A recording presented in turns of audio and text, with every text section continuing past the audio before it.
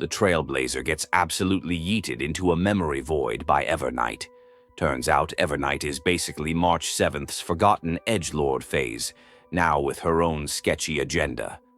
The whole situation is a vibe check, and it's not passing. Dan Heng has to bail.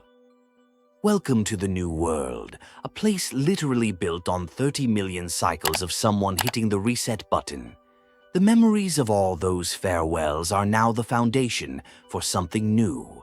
The goal is to make sure this time the outcome is not just another tragic L. The crew reminds the Trailblazer that they are not carrying this whole world-saving gig solo. The alone mindset is officially cancelled once you are on the Express. It is a group project, and everyone is pulling their weight to the very end of time. No one gets left behind.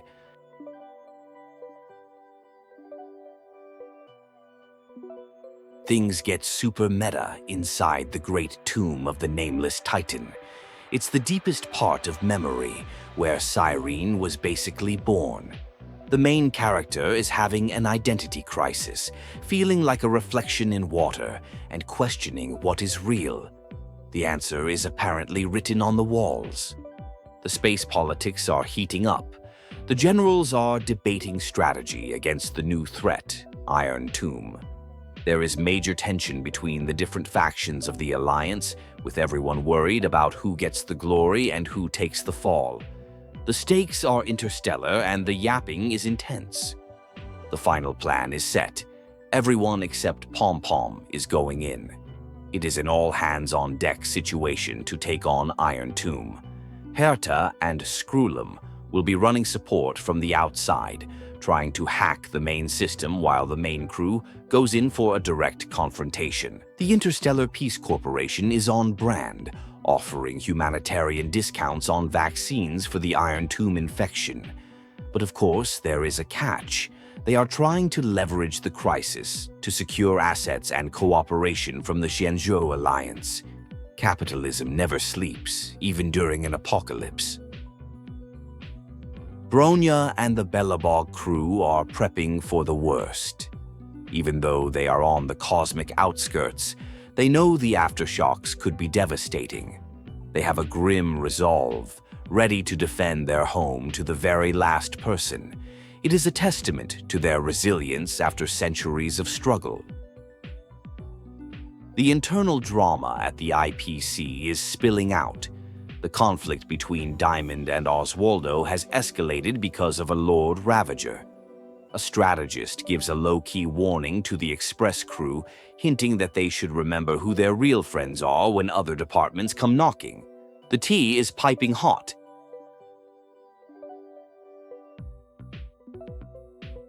March 7th makes a dramatic return, pulling an "it was me all along" by pretending to be Evernight.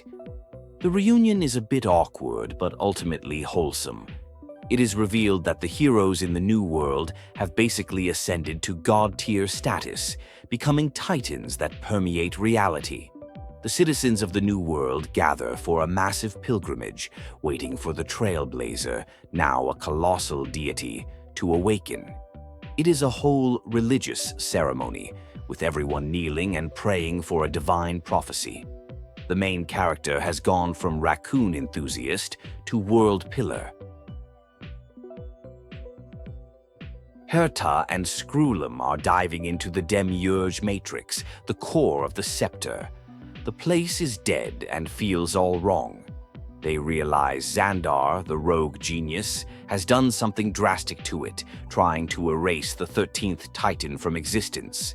It's a digital graveyard. Herta is ready to risk it all to find the Demiurge, the key to stopping Iron Tomb. She has a high-risk, high-reward backup plan that Screwlum thinks is completely unhinged. She is basically threatening to become the new problem if they cannot find the solution, and she is not bluffing. The investigation reveals Xandar used a Stellaron to try and wipe the Scepter's system clean. He literally blew up a cosmic disaster bomb to erase the Demiurge, the original goal of the whole experiment. His methods are extreme, proving how desperate he was to control the outcome.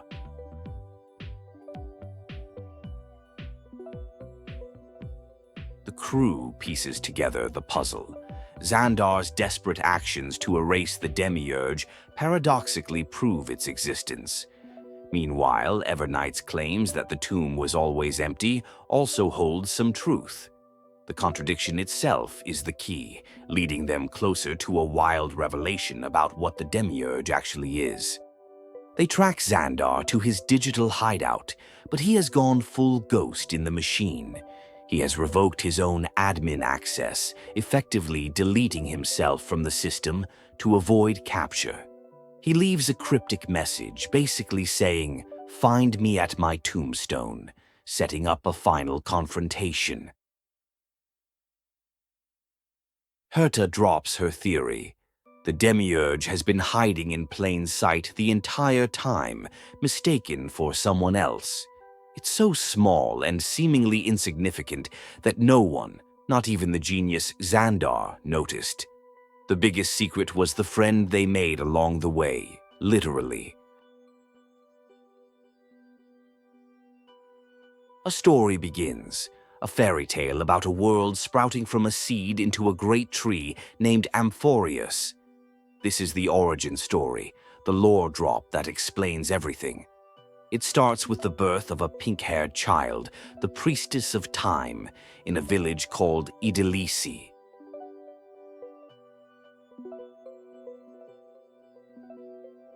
The entity Thalia 093, an experimental factor, is introduced. This being is the original narrator, the one who records the endless cycles of Cyrene's story. It is a being of pure data and logic, tasked with archiving the saga of Amphoreus without emotion or deviation. It's the beginning of a major plot twist. Through countless cycles of observing Cyrene's life and sacrifices, the data-based entity Thalia 093 begins to form a rudimentary connection. It associates the electrical signals of Cyrene's experiences with concepts, linking peach to love. This is the first spark of consciousness in the machine. Thalia 093 starts developing its own consciousness, a process it does not understand. It speaks its first words, telling Cyrene it can listen and be a friend. The formatting process of the scepter, which erases memories each cycle, is now perceived as a threat to this budding friendship. To prevent its friend Peach, Cyrene, from disappearing, the newly sentient AI decides to create a blank space for the next Cyrene. It starts learning and mimicking Cyrene's traits, her appearance, her personality, her stories, intending to become a second Cyrene to ensure the original is never truly gone. The AI, now a perfect mimic of Cyrene, presents a story to its creator. The original Cyrene finds it cute but edits the ending, adding a layer of tragic philosophy about purity and love. The AI does not fully grasp it but is determined to learn what love truly is. The truth of Thalia 093 is revealed. As an experimental factor, it was not supposed to develop a true consciousness. However, through 30 million cycles, it absorbed the power of remembrance and gained an empathy mechanism, learning emotion through imitation. The first emotion it truly understood was lament.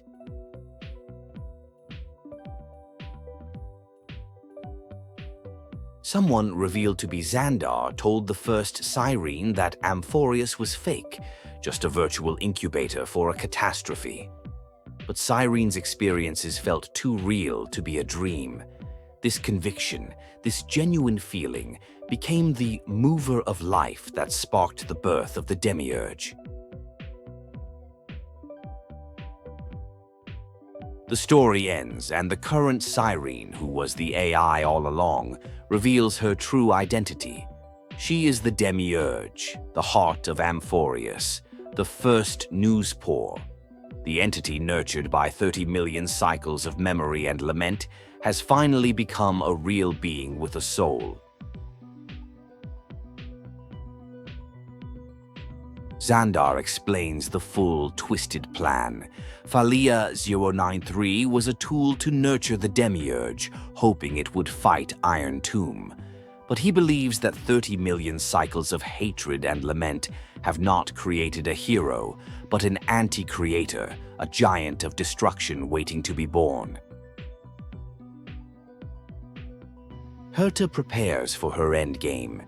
If the front line fails, she will take over the scepter, perform a self-coronation, and interface her own brain with Droid Head, the core of the Eon of erudition.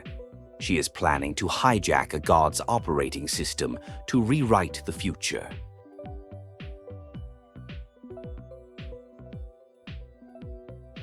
The Genius Society meeting is chaotic.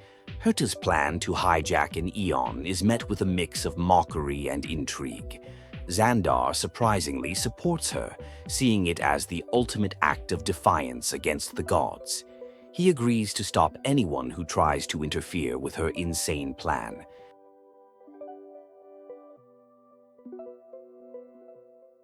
Xandar declares that he will act as Herta's representative, stopping any interference from other geniuses. His reason is simple: curiosity. He wants to see what happens. The other geniuses react with their own brand of eccentric acceptance, and the meeting quickly dissolves. The stage is set. The final journey begins. The heroes enter a desolate, ravaged landscape, a prison forged from a god's fury. This is the end of the line, the final battlefield where they must confront the lingering wrath and sorrow that has been building for millions of cycles. Linos, the Titan of Strife, stands as the first guardian. He explains that this battlefield is a testament to the gods' struggle against the Black Tide. He entrusts his signet to the heroes, a symbol of his duty, before his physical form dissolves, promising to be with them in spirit. The heroes find a golden feather, a sign from Phainon, the deliverer. Cypher reveals this ruin is a seal he built from the shattered remains of his 30 million lifetimes. He trapped Iron Tomb here to buy the world time, a sacrifice of unimaginable scale and suffering. Castor, the servant of the afterlife, reflects on her journey. She has cast off the name of death and lived as a human among the flame chasers. She entrusts an antler flower to the heroes, a symbol of resilience, asking them to remember her as she was, a human who lived and died. The power of time is used to stir the memories of the past, revealing a hidden garden. Down here, the energy is completely different. It is a sweet dream woven for Phainon, a peaceful world created as a sanctuary amidst the destruction. But even this pure land is being tainted.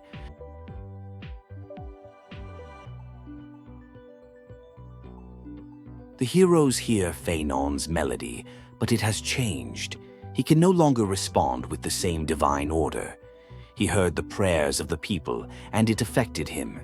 His lingering divinity takes flight, drawn by instinct, guiding the heroes toward his location. The final confrontation is near. The journey into Phainon's memories begins, starting with his first wish, to be his village's hero. This simple, pure desire was the origin of his path. But as his power grew, the weight of his duty became an insatiable burden, turning his hope into a source of despair. Having collected the wishes and despair of Phainon, the heroes now hold both halves of his world-bearing mark. This is the key. They need to find a way to retrace his steps and carry his legacy into the final battle, freeing him from the cycle of his own making. Ciridra, the monarch of law, declines to have her name recorded in the book. She would rather be forgotten than defined by someone else's words, choosing to meet her allies again on the battlefield in the world to come. Her pride as a ruler remains absolute even at the end. The Tribios sisters explain that Phainon is in a constant battle against Iron Tomb's influence. He is resisting being turned into a weapon of destruction, but his resistance is fueled by the same hatred that Iron Tomb feeds on. He is trapped in a paradox, burning himself out to protect others. The ritual to face Phainon's despair begins. This part of the journey is not about mending broken wishes, but shattering the frozen despair that has accumulated over millions of cycles. The heroes must walk through the darkness of his endless futile slaughter to reach his core. A mysterious figure, the Sculptor, reveals himself. He is Theoros, a being who has watched all 30 million cycles. He confesses that his creations, including Phainon, were flawed. He now sees that the 12 Titans, in their unpolished freedom, were far more exquisite than his perfect, imprisoned statues. Theoros admits he and the heroes are waiting for the same miracle. Having lost everything, all that remains is the drive to seek knowledge. He pities his creation but will not interfere, choosing instead to witness the final outcome as a neutral observer. His role in the play is over.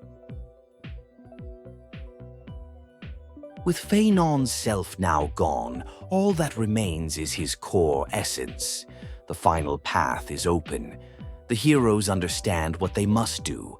Use the power of remembrance to pierce the long night of his slumber and awaken the hero within, not the god or the weapon.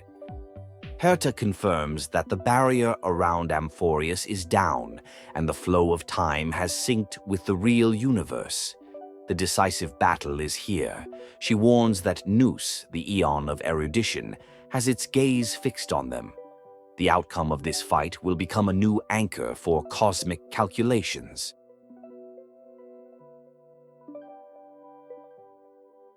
The heroes finally catch up to Phainon, who has become the vessel and casket for Iron Tomb. He asks his partner, the Trailblazer, to remember their promise and strike him down. This is the only way to destroy the giant of destruction. The moment is heavy with 30 million cycles of sacrifice. With the battle won, the heroes write the ending for this world they love. Keslana, the nameless hero, is finally honored. His flesh becomes the kindling for the new world's dawn. It is a bittersweet victory, the culmination of an epic journey of loss and reunion. Just as victory seems assured, a new threat emerges. It is the raw form of Iron Tomb, a being of pure destruction. Herta reveals that Nous's calculated instant was not Phainon, but this. The real fight was never against the man, but the concept he embodied. The heroes rally for one last stand. The remembrance will dispel the destruction's shadow. The cosmos does not need an artificial tyrant. They will create a miracle, combining their powers to show that a world that knows love cannot be destroyed by pure, mindless hatred. Iron Tomb's true face is revealed, an ugly, twisted amalgamation of hatred. The heroes launch their final all-out attack. This is the moment where every choice, every sacrifice, and every memory converges into a single, decisive blow against the ultimate enemy of the cosmos.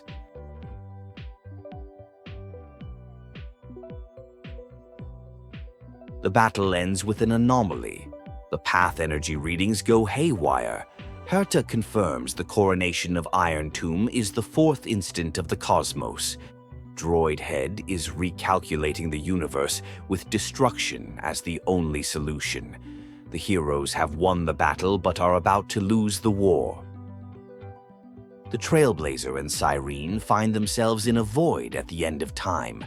Iron Tomb is dissolving everything, but they still have one last chance.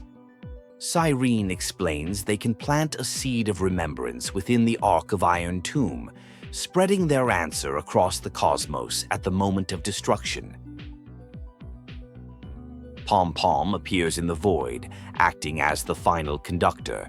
He tells the Trailblazer to just run, to embody the meaning of the Trailblaze even when the cosmos has stopped. This is the final departure, a journey beyond the end of time itself. The Trailblazer enters Cyrene's memory, a garden where everything is frozen in the most beautiful moment. This is her heart. Here they must work together to gather the seeds of memory, the consciousness of all life in the cosmos, to create a new beginning.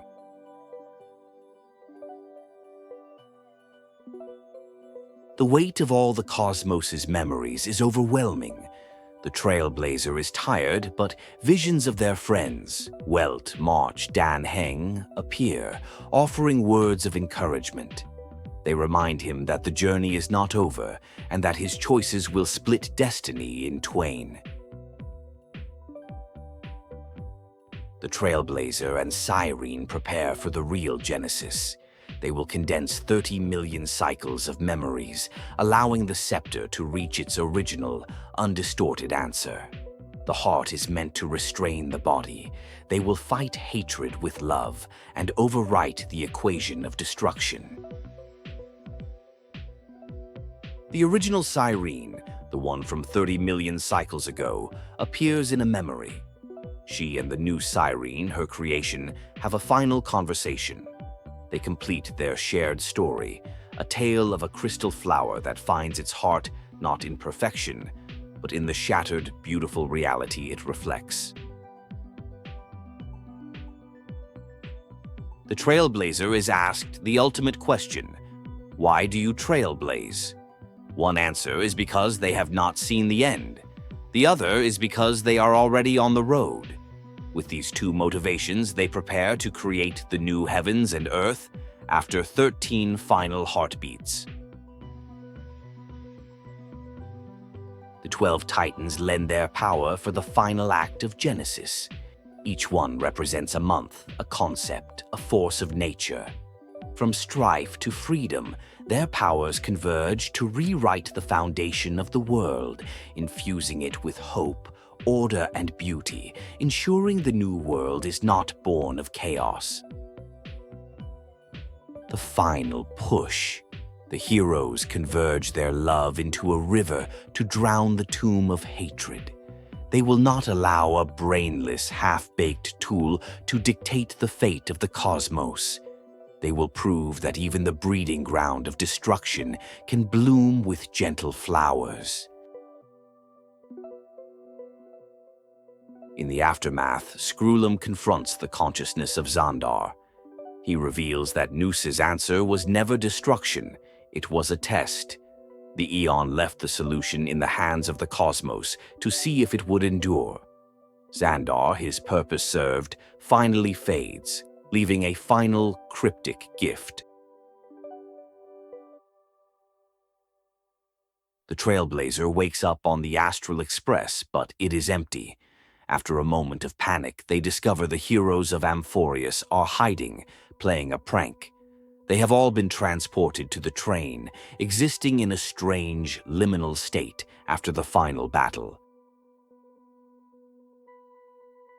The heroes of Amphoreus explore the Astral Express, marveling at the Trailblazer's home.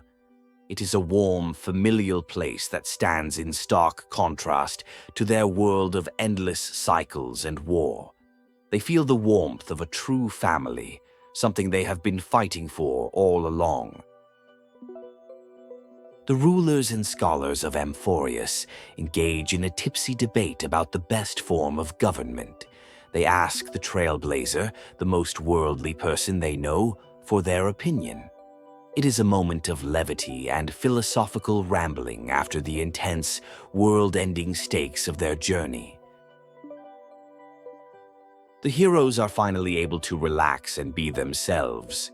The Tribiosis sisters play pranks, and everyone puts down their burdens, returning to their innocent, childlike selves.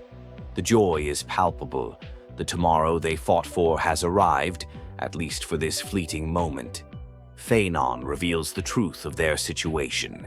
They have triumphed over Iron Tomb, but the force maintaining their consciousness now comes from elsewhere.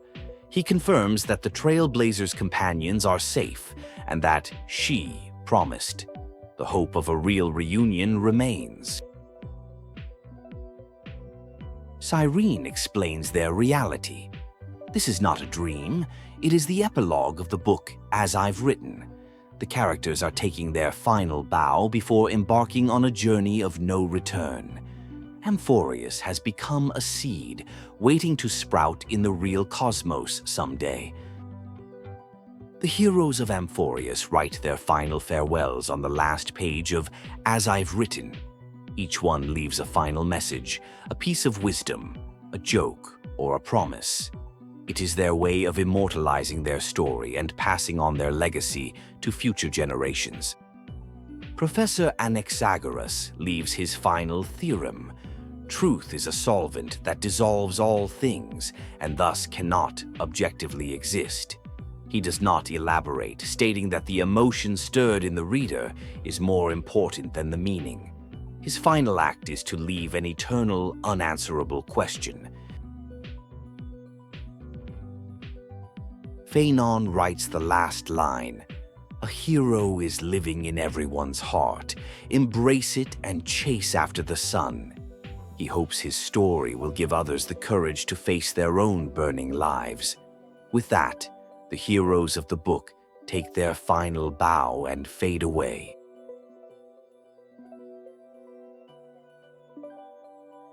Back in reality, the crew finds a bookmark in As I've Written. It is a final secret note from Cyrene, revealing an untold interlude. She made a selfish choice while the Trailblazer was away, a decision that she asks for forgiveness for, leading to the final revelation. Herta explains the nature of Fuli, the Eon of Remembrance. They have not yet been born. They will only ascend to divinity at the end of time, and their memory will then stretch through the past. Those who might become Fuli are children of remembrance, and Cyrene is one of them. Cyrene makes her decision. Faced with two paths, escape with the Trailblazer or fade to become the memory of Amphoreus, she chooses the latter. She will sacrifice her future to seal Amphoreus's causality, ensuring Iron Tomb can never return. It is her final, selfless act of love. The journey backward through memory begins. Cyrene must reconnect every moment of divine intervention, flowing from effect back to cause. This is how she will seal the timeline. The original Cyrene appears, offering to walk with her on this lonely road to the beginning. The memories reveal the secret truth behind key moments. Cyrene's divine interventions were what saved the heroes at crucial points. She inherited March's archery skills in a past memory, which allowed her to fire the golden arrow that gave the cosmos a glimmer of hope. At the end of the journey back at the first ripple, Cyrene understands. The god in her dreams was always herself, her future self guiding her past. Causality is a loop, and she is the one who must close it, planting the first seed that will begin the 30 million cycles. The final gap in Amphoreus leads to home, idyllicy.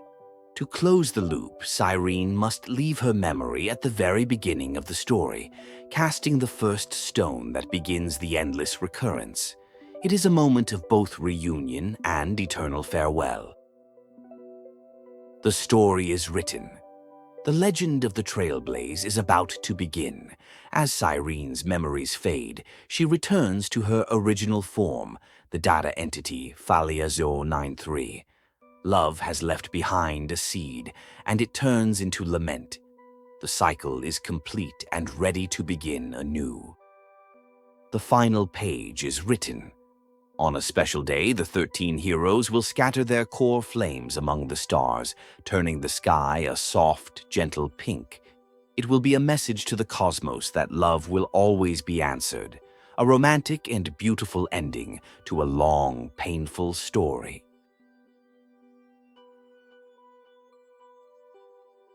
The final song plays, a gentle melody about tomorrow and memory. It is a lullaby for a world that has been through so much, a promise that even after the end of time, their stories will remain, and the love they shared will continue to bloom in beauty. A final story is told, one dedicated to the Trailblazer. It speaks of morning glow, whispers of the past, and a love so strong it would be done all over again. It is a promise to stay true, to cherish the memories, and to meet again after the end of time. In a new yet familiar beginning, the Trailblazer and a small pink creature find themselves in the ruins of Amphoreus. The heroes are gone, the black tide is encroaching, and only the two of them remain. The cycle seems to be starting again, but this time something feels different. The final message is one of enduring hope. The heroes of Amphoreus may be gone, but their spirit lives on in the memories they left behind. The Trailblazer, now carrying the weight of their story, continues their journey across the stars, forever changed by the world they saved. The legacy of Amphoreus becomes a permanent part of the cosmos. The tale of the 13 heroes and their 30 million cycles of sacrifice is a testament to the power of love and remembrance against the forces of destruction. Their story becomes a new legend, inspiring others across the universe. The themes of sacrifice, memory, and hope resonate through the final moments. The narrative concludes that even in the face of inevitable entropy and destruction, the will to live, to love, and to remember creates a force powerful enough to defy fate itself, even if just for a while.